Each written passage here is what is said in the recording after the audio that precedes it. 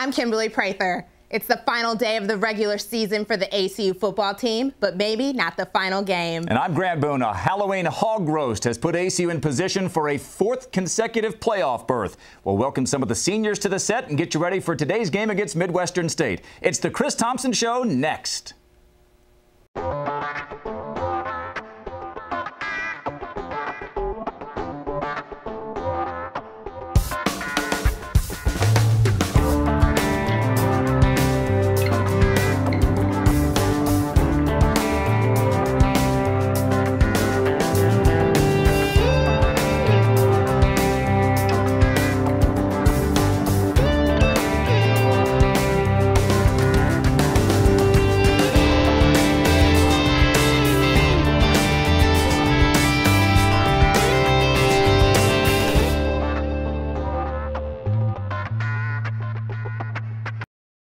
Welcome to the Chris Thompson Show on the final day of the 2009 regular season. Grant and Kimberly here with ACU head football coach Chris Thompson. We'll be joined on the set a little bit later in the show by some of the senior leaders of this Wildcat team, and we'll break down today's game, the season finale against Midwestern State, which begins here in less than an hour, likely with a playoff berth hanging in the balance. Coach, your team now back to fourth in the regional rankings after that big win over Kingsville last week, shaking off a couple of losses in a row. Big picture, thinking about preparation, effort, execution, this has to be one of the most satisfying wins of the year. It was, because it came against a great team. I thought Kingsville, was a one-loss team. I thought they had had a great season up to that point and still having a great year, and probably the best quarterback that we've seen all year in Billy Garza, so a huge challenge there. And their defense had performed well all year, and I just thought our guys rebounded well. The Tarleton loss was really a tough one. I thought they rebounded well, got themselves back together, regrouped, and credit to that senior leadership you're talking about, and got things back on track and got us back in the race. Your offense really seemed to play its first complete game since Angelo State. Was there a change in game plan heading into this Kingsville game? No, I think just more than anything, a change in focus. I think the Tarleton game, I don't think to that point our guys on offense, some of them young, some of them new to the program, just totally understood preparation as much as you try sometimes as a coach to hammer that home, that the focus on the detail is the most critical thing. I think that hit home after we only scored 2 field goals against Tarleton. They regrouped, got themselves back together, and had a great week. All right, lots to get to in today's show, including breaking down that game against Midwestern State, which begins here in less than an hour. But first, we'll look back at the tricks and the treats from a scary good Halloween victory over Kingsville. You're watching the Chris Thompson Show. Welcome back to the Chris Thompson Show. Before we get to highlights of last week's victory over Kingsville at Shotwell Stadium, Coach, let me go back to something that you said here and that you told me privately as well about the fact that it was the best week of practice you had all season long. What made those practices better? I think just a 6-point performance at Tarleton State, just the humility and the just the awareness that guys seeing in a game how they're not functioning at a high level can really stop drives and prevent your team from scoring points. So I think they really, it was right there on the film for them to see, and they just regrouped and made an adjustment in the way they practiced and the way they prepared. We always say the difference between extraordinary and ordinary is just a little extra, just a little bit of extra, and I think they got that, and hopefully that'll propel us on. That's a good one. Yeah. You have to remember that. All right, let's take a look at the highlights. ACU and Kingsville last Saturday. You get Mitchell Gale after that rough game against Tarleton into a groove early with some what I would think safe short passes to get him into a little bit of a groove, right? Yeah, Ken came up, I thought, with a good script for the first drive just to get Mitchell going, get him comfortable. A lot of play action pass, short throws to Justin. You see one there to Darryl. Just getting those guys, getting the ball in their hands, letting them make plays. That got Mitchell some confidence early, got the offensive line some confidence. And then down to the 1-yard line on 3rd and goal, you give it to Darryl, the Lone Star Conference's leading scorer, and he does it again, his 15th touchdown. Yeah, it was good to finish off that drive after struggling so bad in the tight red zone the week before. To get a touchdown on the first drive gave our guys a lot of confidence. 11 plays, 78 yards, 7-0 ACU. Now you hold them after 1 first down, then they hold you. You punt. Mark Sprague has the punt blocked, and Corey Robertson runs it in for a touchdown, and the game is tied at 7.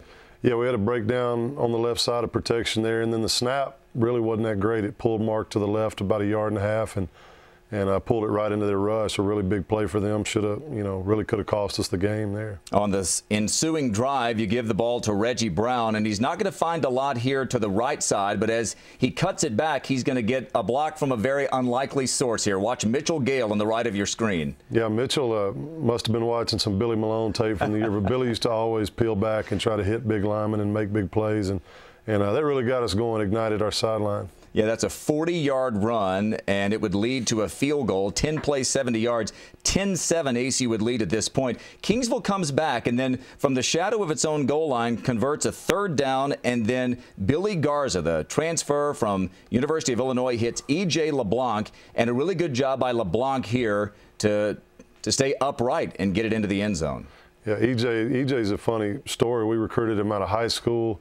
Didn't get him, recruited him out of Abilene College and didn't get him. He went to Texas State as a junior, and I tried to get him out of there when he transferred and didn't get him, so 3 times we missed. EJ's a great kid and a great player. You saw it on that play. Yeah, 90-yard drive, 14-10 Kingsville, but then again, ACU comes right back. Coach, you've got 4th and 4 from their 33. You decide to go for it, and Dennis Campbell makes you look brilliant there. Thought about kicking a 50-yarder with Morgan Lineberry there, but decided to go ahead and go for it. And Mitchell, great throw, great protection there, and Dennis made a big play. And then Reggie Brown from 3 yards out puts ACU on top to stay. His 6th rushing touchdown of the year, 17-14. Yeah, again, to get in the tight red, and I think we were 6 for 6 in the red zone, which after the week before was really, really big, helped our confidence a lot. Next play from scrimmage after you kick off, Garza picked off by Craig Harris. Big play here.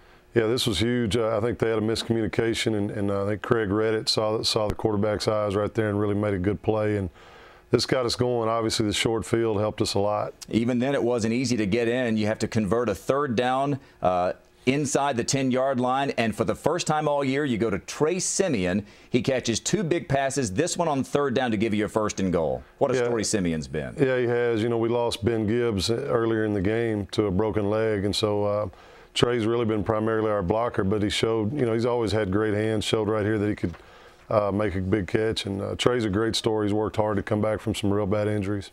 3 shoulder reconstructions, and Darrell would punch it in a couple of plays later and make it 24-14. Go to halftime with that score, and then after you hold them on their first drive of the second half, you get the big play to Edmund Gates down the sideline. Yeah, this is what we've really needed, this to, just short plays that somebody can turn into big-time explosive plays. And you'll see this guy right here try to trip him right there. He missed him.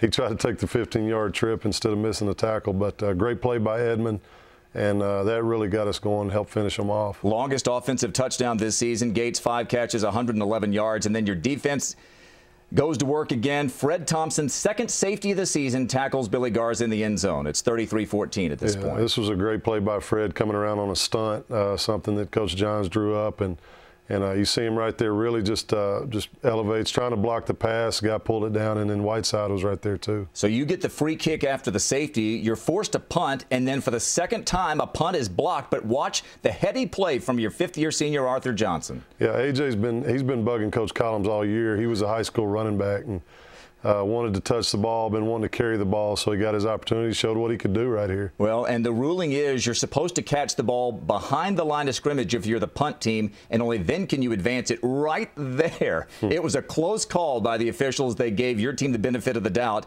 and then after you recover, 2 plays later, Mitchell Gale hits Justin Andrews, his 3rd touchdown reception of the season. Yeah, a good play-action pass, and, Kingsville's got a good run defense down around the goal line, and we had run it in a couple times. A good play-action opportunity here for Mitchell. 5 catches, 48 yards in the game for Andrews, who's the 4th leading receiver on your team at the fullback spot.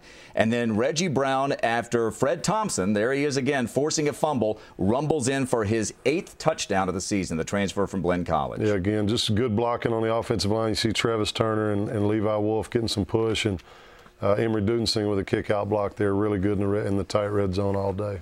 All right, Coach, 3 touchdowns in the 4th quarter by Kingsville. They make the game 47-35. You can't discount them. They happen. They happen with some of your starters on the field in many cases, but still a dominating performance over what had been and still is a really good Kingsville team. Yeah, Kingsville, been a great team all year. I think they came in beat up like we did, and it's just this time of year, this conference is so tough. Everybody's beat up. We've been beating up on each other, and I was proud of our guys for having a good day, for staying strong throughout the game and finishing the game well. No touchdowns the week before against Tarleton, 6 touchdowns in this game against Kingsville. Big win, and now it positions you at least for a chance to make the playoffs depending on what happens today. When we come back, joining us on set, Kimberly Prather will have 3 of ACU's senior leaders. We're coming back with more on the Chris Thompson Show in a moment. Welcome back to the Chris Thompson Show. Joining me are seniors on the ACU football team, whose names you definitely hear a lot of on Saturdays. Trey Simeon, tight end from Plano, Texas, played 3 years at ACU. Reggie Mathis from Killeen, Texas, who played 4 years at ACU. And Major Colbert, defensive back from Harbor City, California, who played 1 year at ACU. Welcome to the show, you guys. I guess I just want to start off with why ACU? Trey, I know you came from Northwest Missouri. What brought you from Northwest Missouri to ACU? I spent 2 years up there, and I'm from Dallas. My family's here, and I was homesick. That's the main reason, the only reason really, that I came down to ACU. My coach from high school knew Coach Thompson, put me in touch with him, and I was able to get that worked out. And now, Major, I know you're coming from Nebraska, coming from a big D1 school. What brought you to ACU? A couple of reasons. One being that my coach left, who I developed a very strong relationship with. When he left, I just was lost and got into a little trouble. And so Coach Thompson called me and gave me a second opportunity. And Reggie, you've been at ACU for 4 years now. Was Abilene always your first choice? No, not really. Actually, I was going to go to Midwestern out of high school, but me and the coach, we just wasn't clicking. And at high school, I was turning in my track uniform, and one of the old DB coaches was there, Coach Head. He saw my film, and we talked about coming to ACU, and here I am now. So let's talk about the 2009 football season. Let's talk about some high points and some low points. Let's start with you, Major. High points of the 2009 season. Winning, going to practice, developing great relationships with everybody on and off the field, coaches included. Any low points? Losing. Really hate losing. Unfortunately, we lost 2 games, but I think it's kind of helping us, develop a better relationship. So I guess it's great losing. Reggie, low points of the season? Like Major said, just losing.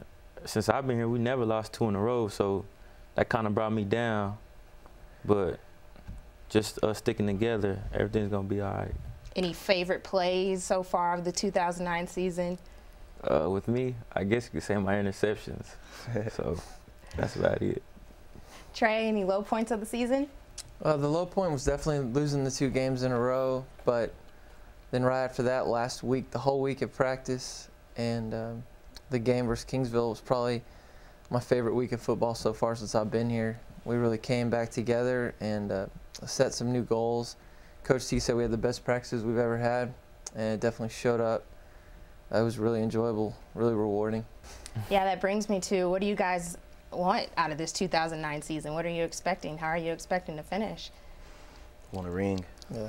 A national championship. Last year was great, winning conference and everything, going undefeated. It's like every year we get to that next level.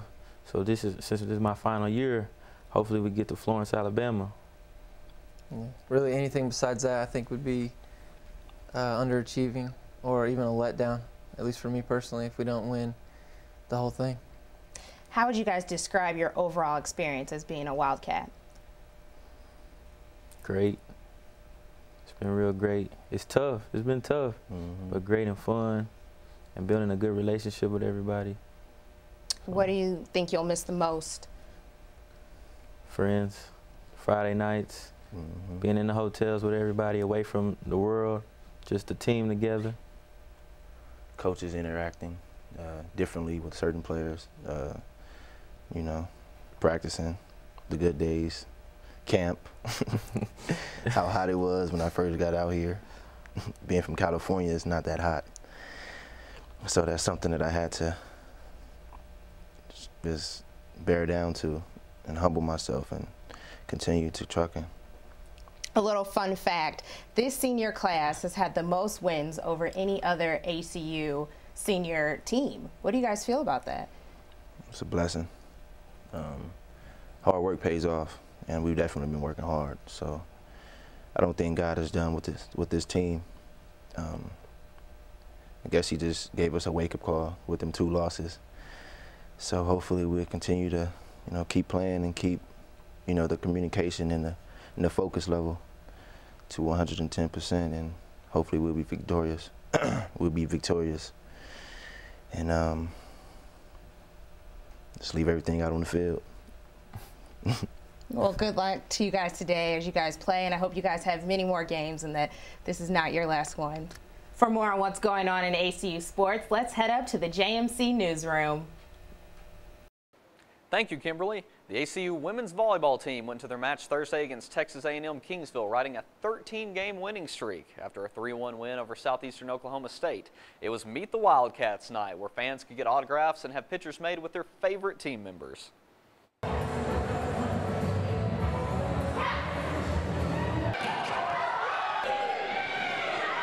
The ACU Lady Wildcats came out with their A games on as they proceeded to win 3-0 in Thursday's game. The Lady Wildcats will play again this Saturday, today, at 2 p.m. The game was immediately followed by Meet the Wildcats, where parents and friends and family could come out and meet the players on the men's and women's basketball team.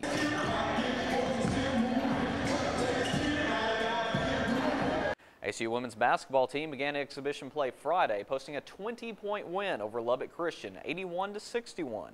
The team will head back in action on Monday in Dallas when it takes on Southern Methodist University at 6 p.m. in another exhibition game.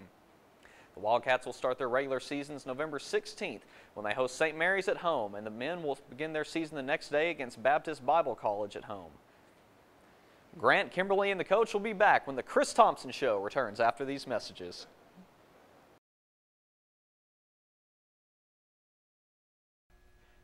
As we welcome you back to the Chris Thompson Show, take a look at the Lone Star Conference standings. Tarleton State can clinch its 2nd conference title and first ever outright LSE title with a victory over West Texas A&M tonight. But, Coach, if WT beats Tarleton, a whole lot of stuff can change in these standings, can't it? Yeah, this last weekend will be an exciting one just to see what all happens with us and Midwestern State and Kingsville and Angelo State. And WT and Tarleton could be a shootout, so who knows how it'll work out. What would a conference title, even a share of it, mean to your program? I think it'd be huge. I mean, it was a long time since we won, from 08 all the way back to 77. So to do it back-to-back would be awesome, a great thing for our guys. All right, let's take a look now at the regional rankings, and you see Super Region 4 here with Central Washington, number 1. Coach, your team moved back up to 4th. You switched spots with Midwestern State. You go from 7 to 4 by beating the number 5 team last week, Kingsville. They blow out Eastern on the road, but then fall to number 7.